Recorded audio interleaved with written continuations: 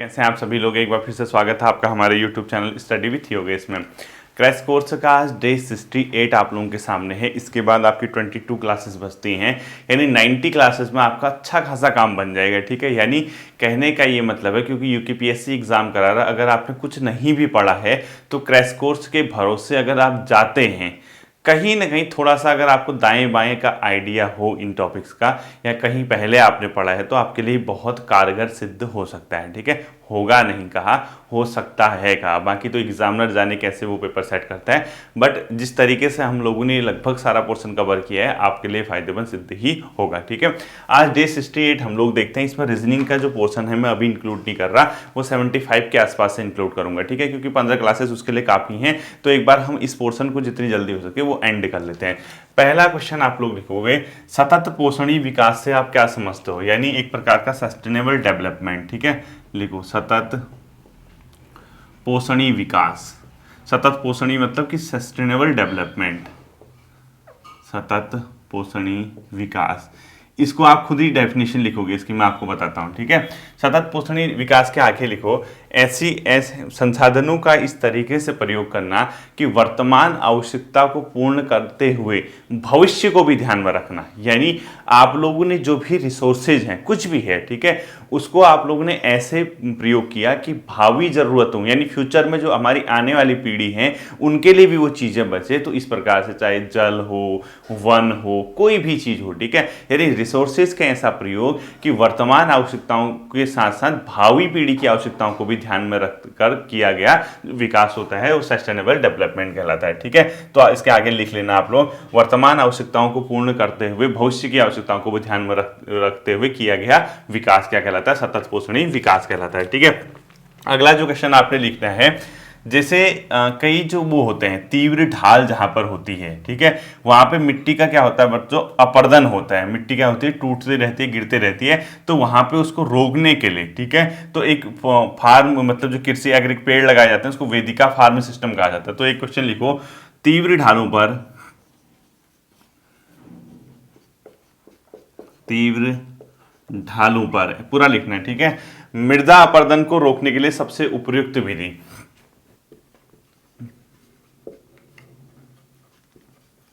मृदा अपर्दन रोकने हेतु किस विधि का प्रयोग किया जाता है, वेदिका फार्म। गूगल से इसको पढ़ते रहना। ठीक है, वेदिका फार्म क्या होता है देख लेना। ये मिट्टी मृदा अपर्दन रोकने के लिए एक मतलब इस तरीका अपनाया जा सकता वाली बात है। अगला क्वेश्चन आपने यहाँ पे लिखना है, भारत में जो गिद्ध वगैरह थे बच्चों, उनके लुप्त होने का एक कारण एनसीईआरटी में दिया है, क्या पता यूकेपीएससी पूछ ले। लिखो, गिद्धों के लुप्त होने का कारण, गिद्धों के लुप्त होने का कारण, गिद्धों के लुप्त होने का क्या कारण है कि भारत में गिद्ध जो है वो लुप्त होते जा रहे हैं। इसमें एक केमिकल का प्रयोग किया जाता है खेतों में, जो कि एक मतलब अपने आप में क्या है, पीड़ानाशी दवा है, उसका नाम है डिक्लोफिनेक एस्प्रिन। क्या लिखोगे, डिक्लोफिनेक एस्प्रिन, डिक्लोफिनेक एस्प्रिन। ठीक है, इस पीड़ानाशी से क्या हो रहा है, धीरे धीरे भारत में जो है गिद्धों की संख्या क्या होगी, लगभग समाप्ति की ओर पहुंच गई है डिक्लोफिनेक एस्प्रिन की वजह से। ठीक है, ये क्वेश्चन आप लोगों को क्या करना है, ध्यान में रखना है। ये एक पीड़ानाशी दवा होती है, ब्रैकेट में लिखो। अगला क्वेश्चन लिखना है आपको, पेट्रोलियम एवं प्राकृतिक गैसों को धरातल से निकालने के लिए किस विधि का प्रयोग किया जाता है, या ऐसा लिखो प्रवेधन विधि, लिखो ऐसे लिखो, प्रवेधन विधि। अब क्या होती है, कैसे निकाला जाता है, आप इसको गूगल करके पढ़ लेना। ठीक है, लिखो पेट्रोलियम प्लस प्राकृतिक गैस को, पेट्रोलियम प्लस प्राकृतिक गैस को धरातल पे निकालने के लिए। ठीक है, पेट्रोलियम प्लस प्राकृतिक गैस को धरातल पे लेने के लिए जिस विधि का प्रयोग किया जाता है, धरातल के नीचे निकालने के लिए। ठीक है, धरातल के नीचे से निकालने के लिए, धरातल के नीचे से निकालने के लिए,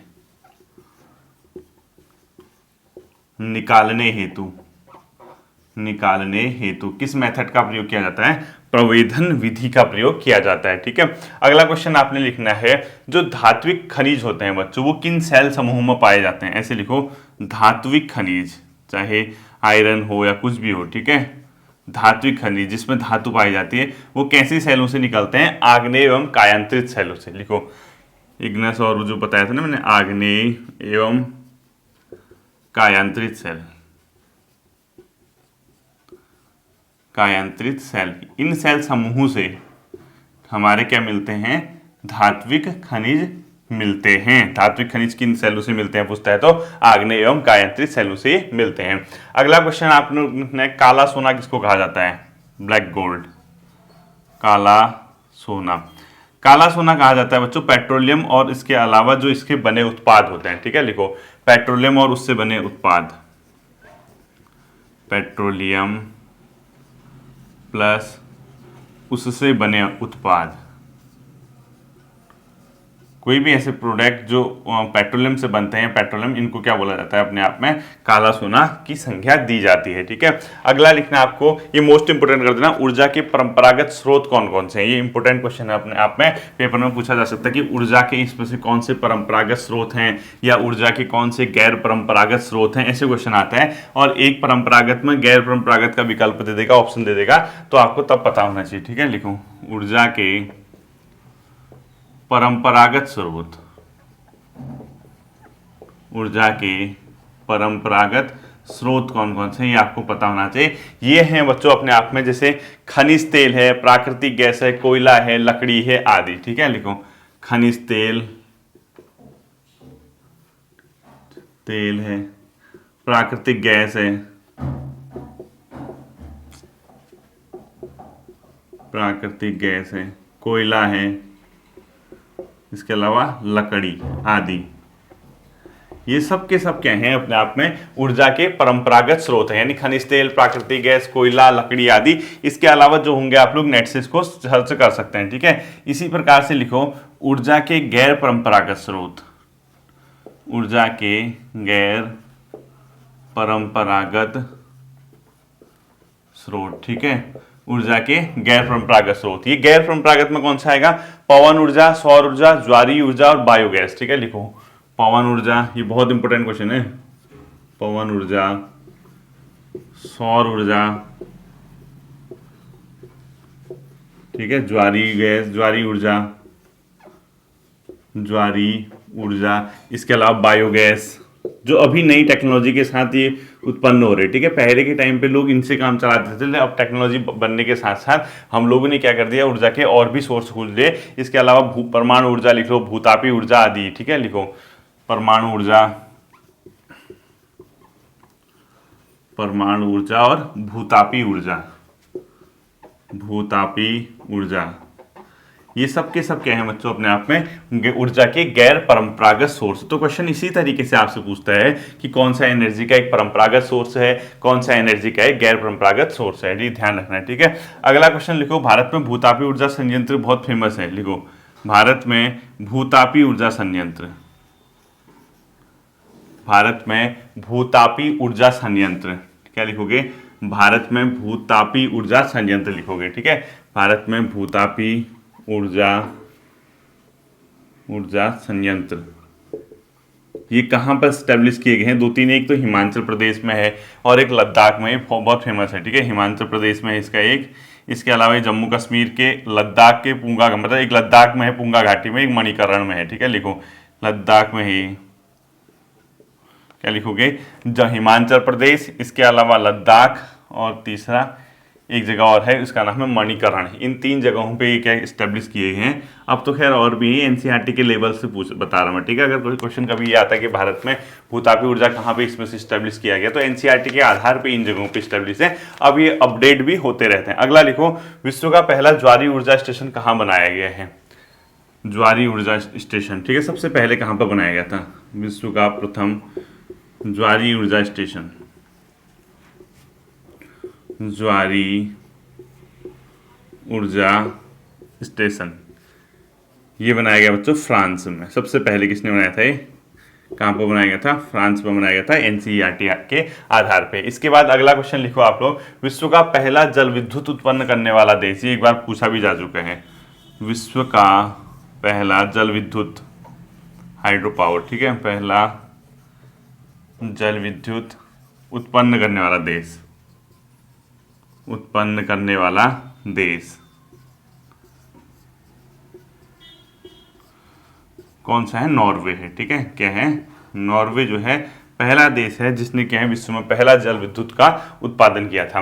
अगला लिखो, भारतीय खान ब्यूरो का मुख्यालय कहाँ है? Khan bureau of India. ठीक है, भारतीय खान ब्यूरो नागपुर में।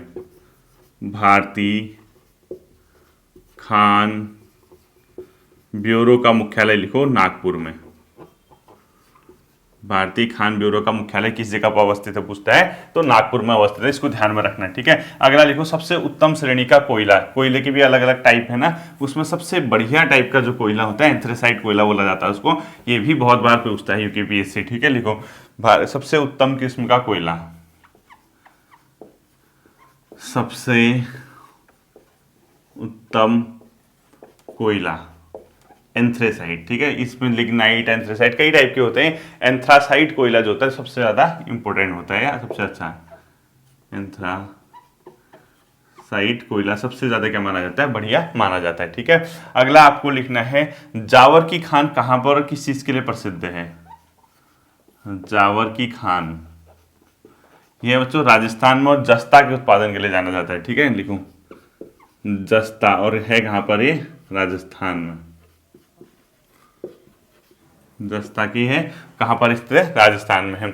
अगला लिखना आपको, जियोलॉजिकल सर्वे ऑफ इंडिया का मुख्यालय, geological survey of India GSI का मुख्यालय लिखो कोलकाता। जीएसआई। ठीक है, जियोलॉजिकल सर्वे ऑफ इंडिया का मुख्यालय लिखो, यानी जो सर्वे ऑफ इंडिया है जियोलॉजिकल, उसका मुख्यालय कोलकाता में। नेक्स्ट क्वेश्चन लिखना है आपको, नीली क्रांति का संबंध किस चीज से है?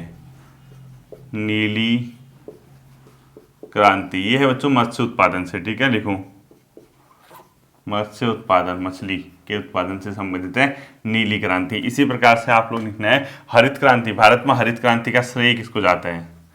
भारत में हरित क्रांति का श्रेय जो जाता है एम.एस. स्वामीनाथन को जाता है। ठीक है, एम.एस. स्वामीनाथन। अब यहाँ पे भारत, ये तो भारत का है, तो विश्व में किसको जाता है? कमेंट सेक्शन में बता देना। विश्व में हरित क्रांति का श्रेय किस व्यक्ति को जाता है? ग्रीन रेवोल्यूशन का। तो ये क्या कर दोगे? कमेंट सेक्शन में बता दोगे। और भारत में इसकी जो शुरुआत हुई थी 1967 और 68 के टाइम से भारत में हरित क्रांति की क्या मानी जाती है? शुरुआत मानी जाती है। ठीक है, इसके बाद जो अगला सेशन आता है वो आता है आपका उत्तराखंड वाला, क्योंकि बिना उत्तराखंड वाला सेशन पढ़े आपकी आत्मा को तृप्ति अब तो खैर मिलने लगी है। ठीक है, पहले नहीं मिलती थी जब यूके एग्जाम करा रहा था। अब थोड़ा थोड़ा आप लोगों के अंदर भी एक डर है क्या जो पूछ देगा जीएस में। ठीक है, तो ऐसा भी कुछ नहीं है कि इतना स्पेशल पूछे, नॉर्मली क्वेश्चन पूछते हैं हर कोई। ठीक है, देखो गंगावली महोत्सव का आयोजन किस जिले में किया जाता है? गंगावली महोत्सव ये कहाँ मनाया जाता है? पिथौरागढ़ में। गंगावली महोत्सव का जो उत्सव है वो किस जिले में मनाया जाता है? पिथौरागढ़ जिले में। अगला लिखना आपको, जौलजीबी मेले की शुरुआत कब से हुई थी? क्या लिखोगे? जौलजीबी मेले की शुरुआत ये हुई थी बच्चों 1914 से, 1914 से इसकी शुरुआत मानी जाती है। और ये जो है 14 नवंबर 1914 जौलजीबी मेला, ये लगता है कि इस जिले में अगर पूछता है तो पिथौरागढ़ जिले में है। ठीक है, गढ़। और ये काली नदी और किसके? गौरी नदी के संगम पे लगता है, ये भी आपको पता होगा। और ये जो जौलजीबी मेला है इसकी शुरुआत जो की थी, किसने शुरू किया था इसको? गजेंद्र बहादुर ने। ठीक है, शुरू किसको श्रेय जाता है इसको? गजेंद्र बहादुर ने इसकी क्या की थी? शुरुआत की थी। काली और गौरी नदी के संगम पे लगता है। ठीक है, किस नदी के संगम पे लगता है? काली प्लस गौरी के संगम पे अपने आप में क्या लगता है? जौलजीबी का मेला लगता है। ये ध्यान में आप रखना कि जौलजीबी का मेला कहाँ और किस जिले में लगता है, तो काली प्लस गौरी नदी के संगम पे लगता है। ठीक है, अगला लिखना है आपको, औषधि विश्लेषण प्रयोगशाला कहाँ पर स्थित है? ठीक है, लिखो औषधि विश्लेषण प्रयोगशाला, औषधि विश्लेषण प्रयोगशाला ये कहाँ पर अवस्थित है? यूएस नगर में। उधम सिंह नगर में क्या है, औषधि विश्लेषण प्रयोगशाला किस जगह पर अवस्थित है, उधम सिंह नगर में। ये क्वेश्चन भी आपको ध्यान में रखना है, ठीक है। नेक्स्ट क्वेश्चन देखो, बाजपुर नगर किस नदी के तट पे बसा है, धुमा नदी। लिखो बाजपुर नगर, बाजपुर नगर बाजपुर किस नदी के तट पे बसा है, धुमा नदी। बाजपुर कहाँ पे बसा है, धुमा नदी के तट पे बाजपुर बसा है, ठीक है। अगला जो क्वेश्चन लिखना है आपको, राज्य की सबसे पुरानी सूती वस्त्र मिल कहाँ पर है, राज्य की सबसे पुरानी सूती वस्त्र मिल, उत्तराखंड की सबसे पुरानी, सबसे मोस्ट ओल्डेस्ट, ठीक है, पुरानी सूती वस्त्र मिल, सूती वस्त्र मिल, ये कहाँ पर है, काशीपुर में। जो राज्य की सबसे पुरानी सूती वस्त्र मिल है वो किस जगह पर अवस्थित है, काशीपुर में अवस्थित है। और ये जो मिल है बच्चों 1819 के टाइम की है। अगला लिखो, हंसेश्वर मठ किस जिले में अवस्थित है, पिथौरागढ़ में। हंसेश्वर मठ,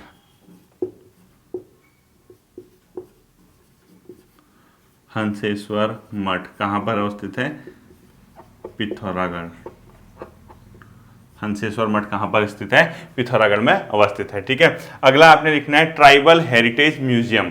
ट्राइबल हेरिटेज म्यूजियम, जो ट्राइबल्स होते हैं, जनजाति होते हैं, उनके जो धरोहर है उससे संबंधित म्यूजियम, वो कहाँ पर अवस्थित है, मुंशियारी में। लिखो tribal heritage museum, tribal heritage museum. क्या लिखना है आपको, ट्राइबल हेरिटेज म्यूजियम,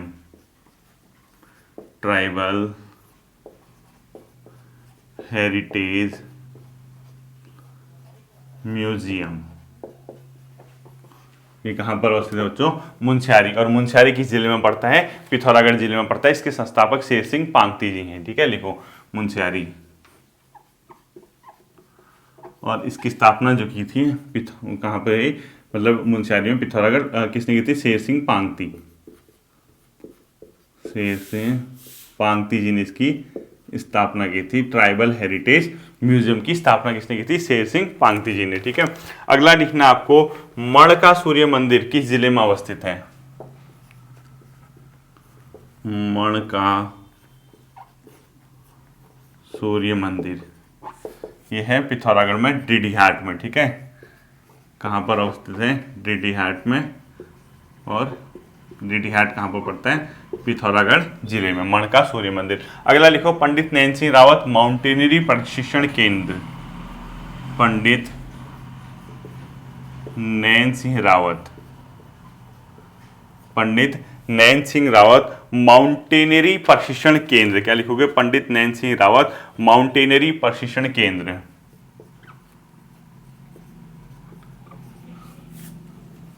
प्रशिक्षण ट्रेनिंग सेंटर। यानी पंडित नैन सिंह रावत माउंटेनरी प्रशिक्षण केंद्र जो है अवस्थित है, वो है अवस्थित है बच्चों मुंशियारी में ही अवस्थित है, ठीक है। लिखो मुंशियारी में, क्या लिखोगे, मुंशियारी। और मुंशियारी कहाँ पड़ता है, पिथौरागढ़ जिले में। वहीं पर क्या है, पंडित नैन सिंह रावत माउंटेनरी प्रशिक्षण केंद्र। अगला लिखो, Indian institute of management, Indian institute of management, IIM, ठीक है। ये कहाँ पर है, काशीपुर में। कहाँ है ये, काशीपुर में, इंडियन इंस्टीट्यूट ऑफ मैनेजमेंट, यानी इसको हिंदी में बोलते हैं भारतीय प्रबंधन संस्थान। और इसकी स्थापना कब हुई थी, 2011 में। क्या पता हिंदी में भी पूछ सकता है आपसे, भारतीय प्रबंधन संस्थान। लिखो भारतीय प्रबंधन संस्थान, ठीक है। यानी IIM कहां पर अवस्थित है, काशीपुर में। और 2011 में इसको स्टैब्लिश किया गया था। नेक्स्ट क्वेश्चन लिखना आपको, गिरिताल कहां पर अवस्थित है, काशीपुर में। यहीं पर एक ताल है, गिरिताल, गिरी ताल कहां है, काशीपुर में अवस्थित है। कौन सी ताल, गिरिताल, ठीक है। ये भी उधम सिंह नगर में पड़ता है। अगला लिखा आपको, अलख देवी का मंदिर किस डिस्ट्रिक्ट में है, उधम सिंह नगर में। अलख देवी मंदिर लिखो, अलख देवी मंदिर कहाँ है, US नगर में, ठीक है। अलख देवी का मंदिर कहां पर अवस्थित है, उधम सिंह नगर में अवस्थित है। अगला आपको लिखना है, क्राफ्ट डिजाइन केंद्र की स्थापना कहां पे हुई है, क्राफ्ट डिजाइन केंद्र लिखो, काशीपुर में। क्राफ्ट डिजाइन केंद्र, ये इसकी स्थापना भी कहां हुई है, काशीपुर देखना द्योरा यात्रा, ठीक है। द्योरा यात्रा किस जनपद में होती है लिखना है, पिथौरागढ़ में। देखो द्योरा यात्रा कहाँ होती है, पिथौरागढ़ में। कहाँ पर अवस्थित होती है द्योरा यात्रा, पिथौरागढ़ में। अगला लिखना है आपको अस्कोट वन्यजीव अभ्यारण्य की स्थापना कब हुई थी, बहुत इंपोर्टेंट इस टाइप के क्वेश्चन पूछता है, ठीक है। अस्कोट वन्यजीव अभ्यारण्य, वन्यजीव अभ्यारण्य की स्थापना कब हुई थी, 1986 में। और ये किस जिले में है, पिथौरागढ़ जिले में। ये तो सब बेसिक क्वेश्चन है, ठीक है। और इसी टाइप के क्वेश्चन पूछता भी है वो। अस्कोट वन्यजीव अभ्यारण्य की स्थापना लिखो 1986 में। और ये कहाँ पर अवस्थित है, पिथौरागढ़ जिले में अवस्थित है, ठीक है। अगला इसके बाद जो आपका क्वेश्चन आता है वो लिखना आप लोग, गबला दे उत्सव कहाँ पर मनाया जाता है। गबला दे उत्सव, गबला देव उत्सव ये मनाया जाता है बच्चों। गबला देव उत्सव पिथौरागढ़ जिले में। कहां पर मनाया जाता है, पिथौरागढ़ जिले में। पिथौरागढ़ जिले में गबला देव उत्सव मनाया जाता है, ठीक है। और पिथौरागढ़ जिले में कहां पे, दारमायम चौदास घाटी भी चाहो तो लिख लो। रामडोला का मेला लिखो, मोस्ट इंपोर्टेंट। रामडोला मेला कहां पर होता है, रामडोला मेला खटीमा में। और खटीमा कहाँ है, यूएस नगर में। उधम सिंह नगर जिले का हिस्सा है खटीमा, ठीक है। अगला लिखना आपको, खेड़ा झील कहाँ पर अवस्थित है, रुद्रपुर में। और ये क्या है, मतलब आर्टिफिशियल झील है, ठीक है। लिखो खेड़ा झील कहाँ है, रुद्रपुर में। और ये क्या है, कृत्रिम झील लिखो, क्योंकि ये आर्टिफिशियल झील है, नेचुरल झील नहीं है। नेक्स्ट क्वेश्चन लिखो, सुमेरु गुफा व कपिलेश्वर गुफा। सुमेरु गुफा व कपिलेश्वर गुफा प्लस कपिलेश्वर गुफा ये कहाँ है, पिथौरागढ़ जनपद में, ठीक है। सुमेरु गुफा वो पिथौरागढ़, मतलब ये कपिलेश्वर गुफा कहाँ है, पिथौरागढ़ जनपद में है। अगला लिखना आपको, ट्रेल पास दर्रा किससे किसको जोड़ता है, ये भी बहुत इंपॉर्टेंट क्वेश्चन है। ट्रेल पास दर्रा ये कमिश्नर के नाम पे पढ़ा है आपको, इसीलिए भी इंपॉर्टेंट रहता है, ठीक है। ये जोड़ता है बच्चों बागेश्वर को पिथौरागढ़ से। लिखो बागेश्वर को किससे जोड़ता है, पिथौरागढ़। तो अगर क्वेश्चन पूछेगा ट्रेल पास किससे किसको जोड़ता है, तब आंसर होना चाहिए बागेश्वर को पिथौरागढ़ से, ठीक है। नेक्स्ट क्वेश्चन लिखना आपको, रालम प्लस बाल्टी ग्लेशियर किस जनपद में है। रालम प्लस बाल्टी ग्लेशियर, रालम प्लस बाल्टी ग्लेशियर किस जनपद में है, पिथौरागढ़ जनपद में, ठीक है। तो रालम प्लस बाल्टी ग्लेशियर किस जनपद में, आपको ये क्वेश्चन भी पता होना चाहिए। इसके अलावा देखो यहाँ पे मिलम ग्लेशियर वगैरह आपने सुना ही होगा, मिलम है, पोंटिंग है, ये सब आपको पता होने चाहिए, ठीक है। ये आपने पहले सुन भी रखे हैं। अब यहाँ पर जैसे ये इतना है, ये डे नंबर 68 तक की क्लास होगी है। अब यहाँ देखना कुछ क्वेश्चन, जैसे आप लोग कह रहे होगे कि सर छोटी वीडियो, ये देखो 24-25 मिनट की जो भले ही वीडियो है इसमें, ये आप लोगों के लिए मुझे लगता है कि काफ़ी है। क्योंकि अब यहाँ से क्या होगा, जैसे 75 हमारी क्लासेज हो जाएंगी, उसके बाद थोड़ा सा एक ऐसे सेक्शन पे हाथ डालेंगे। 15 क्लासों में लास्ट की जो 15 क्लासेज होंगी, वो एक ऐसे पोर्शन को हम लोग कवर करेंगे जहाँ मतलब थोड़ा सा पहुंच नहीं होती है, मतलब रीच नहीं होती कि यार हाँ यहाँ से भी क्वेश्चन पूछे जा सकते हैं। चाहे वो जीएस के क्वेश्चन हो, या चाहे वो आपके उत्तराखंड के हों, या हिंदी के हैं, या रीजनिंग के हैं, या कंप्यूटर है, करंट अफेयर तो खैर अलग सेक्शन होगा। अगर किसी केस में, ध्यान से सुनना, किसी केस में अगर रीजनिंग का पोर्शन इस क्रैश कोर्स पे कवर नहीं हो पाता है, क्योंकि अब देखना है कि किस टाइप के टॉपिक सिलेबस में है, अगर किसी वजह से अगर कवर नहीं हो पाता रीजनिंग का पोर्शन इस जगह से, तो रीजनिंग के लिए सेपरेट वीडियो आ जाएंगी, 3 से 4 वीडियो, क्योंकि इतना स्कोप नहीं होगा रीजनिंग पूछने का। 5-6 क्वेश्चन वो पूछेंगे रीजनिंग के, इससे ऊपर नहीं पूछेंगे, ठीक है। तब तक हम एक काम करते हैं, एनसीईआरटी अब जो है थोड़ा सा नेक्स्ट क्लास से जो वीडियो का ड्यूरेशन होगा वो थोड़ा सा लेंदी हो जाएगा, मतलब क्रैश कोर्स का, ठीक है। 35 मिनट तक की वीडियो आएगी अब क्रैश कोर्सेज के बाद। वो इसलिए आएगी क्योंकि इसमें हमने जीएस के पोर्शन को थोड़ा सा तेज करना है। अब यानी ज्योग्राफी की जो पोर्शन है वो कोशिश रहेगी 75 से 80 क्लास तक एंड करने की, तो उसके नंबर ऑफ क्वेश्चन को बढ़ा दिया जाएगा। तो उससे क्या होगा, जितनी जल्दी हमारा एनसीईआरटी का पोर्शन कवर होगा उतनी ही जल्दी चीज़ें हमारे लिए बेहतर साबित हो सकते हैं। ठीक है, तो आप तब तक इस क्लास को रिवाइज कर लीजिए और बाकी करंट अफेयर की वीडियो भी बहुत जल्द आने वाली है उत्तराखंड की, उसका भी वेट कीजिए और अपनी पढ़ाई को जारी रखिए। ठीक है, तो उम्मीद करता हूँ ये चीज़ें आप लोगों के समझ आ गई होंगी, आप लोग इसको समझ पा रहे होंगे, अच्छे से आप लोग इसको कवर कर पाएंगे। हम लोग फिर मिलेंगे अगले सेशन पे, अपना ध्यान रखिएगा। Thank you.